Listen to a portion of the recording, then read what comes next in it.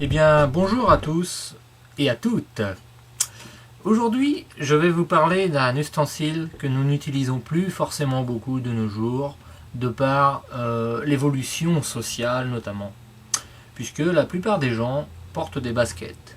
Cependant, vous pouvez être amené à utiliser cet objet si un jour vous avez une réception, vous avez une réunion importante et que vous devez mettre un certain type de chaussures, un certain type particulier de chaussures. Vous l'aurez compris, le sujet de la discussion d'aujourd'hui sera chausse-pied. Oui, le chausse-pied. Comme vous pouvez le voir, alors vous savez certainement ce qu'est un chausse-pied. Il en existe plusieurs sortes.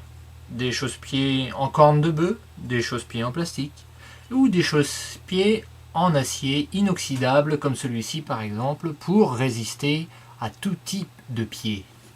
Oui, puisque vous savez également qu'il existe plusieurs types de pieds. Les pieds bien lavés, les pieds plus ou moins bien lavés et les pieds mal lavés. Les pieds qui sentent bon, les pieds qui ne sentent rien et les pieds qui puent. Alors, le chausse-pied n'est pas à utiliser dans n'importe quelle circonstance. Si vous utilisez des baskets, par exemple des chaussures souples, vous n'aurez forcément pas besoin de ce type d'appareil, à moins que vous n'ayez le pied trop grand ou que la chaussure soit trop petite. Dans ce cas, vous ne pourrez ni rentrer la chaussure autour du pied, ni rentrer le pied dans la chaussure. Par contre, si vous utilisez des baskets à votre taille, vous n'aurez pas de souci pour les enfiler. En revanche, dans le cas de l'utilisation de deux autres types de chaussures, il vous faut prendre les précautions suivantes. Si vous utilisez des bottines de ce genre, des petites bottines de ce genre, vous ne pourrez pas vous servir d'un chausse-pied. Parce que le chausse-pied, comme vous pouvez vous le rendre compte vous-même, n'est pas suffisamment grand pour atteindre le talon. Alors, vous pouvez éventuellement acheter des chausse-pieds à rallonge, mais je pense que ça ne sera pas le cas si vous avez des bottines appropriées. En revanche, si vous utilisez des chaussures de ville comme celle-ci, de ce type, vous aurez peut-être besoin d'utiliser un chausse-pied parce que la plupart des gens mettent leurs deux doigts ou leurs simples doigts ici et mettent leurs pieds. Ce qui résulte souvent d'un arrachement de la peau à la jointure de l'os ici et les docteurs s'en réjouissent de plus en plus puisque les gens s'arrachent eux-mêmes. Il s'agit parfois de cas d'automutilation. Mais nous n'aborderons pas aujourd'hui ces cas puisque nous souhaitons rester dans un domaine précis, le chausse-pied.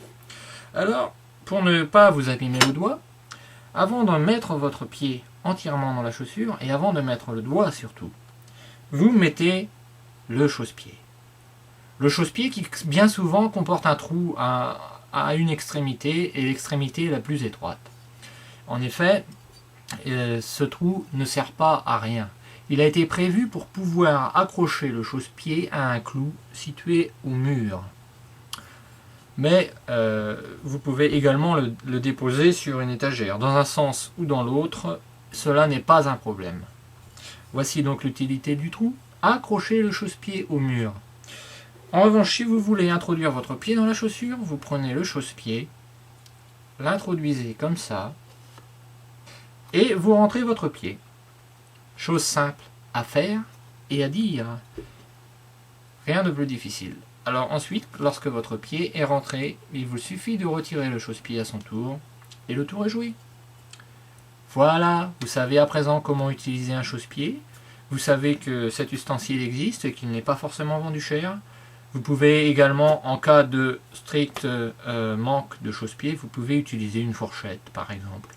Mais évitez d'utiliser vos doigts car vous pourriez vous abîmer. Voilà, je vous souhaite bon courage dans l'utilisation de vos chaussures et de vos chausse-pieds et à bientôt.